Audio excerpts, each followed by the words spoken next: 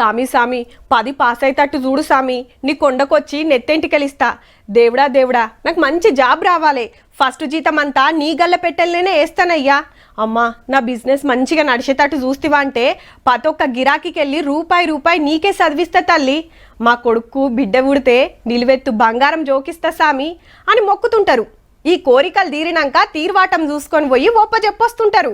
ఇప్పుడు గీ ముచ్చట దేనికంటే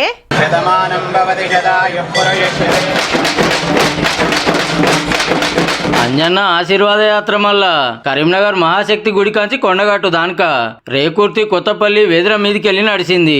అడుగులాడుగు వేసుకుంటా 40 కిలోమీటర్లు. ముంగట సెంటర్ మంత్రి బండి సంజయ్ సారు, వెనకాల లీడర్లు కార్యకర్తలు. మా కమలం పువ్వును కరీంనగర్ మేయర్ సీట్ల కూకుండా పెడితే గెలిచిన వాళ్ళందరినీ తోలుకొని నడుచుకుంటా నీ కొండకొస్తా సామి అని మొక్కిండట మున్సిపల్ ఎలక్షన్ల ముంగట.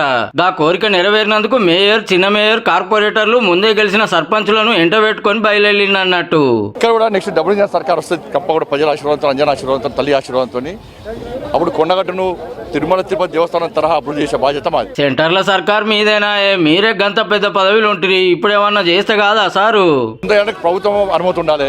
ఇప్పుడు ప్రసాదం స్కీమ్ లేదు. ఇప్పుడు చేసే టైంలో చేద్దామంటే చేయనియలే. ఈ యాత్ర వెనకాల రాజకీయం ఉంది. తెలంగాణ బీజేపీ ప్రెసిడెంట్ సీట్ మీద నజరేసినట్టు గుసగుసలు వినబడుతున్నాయి కదా సారు.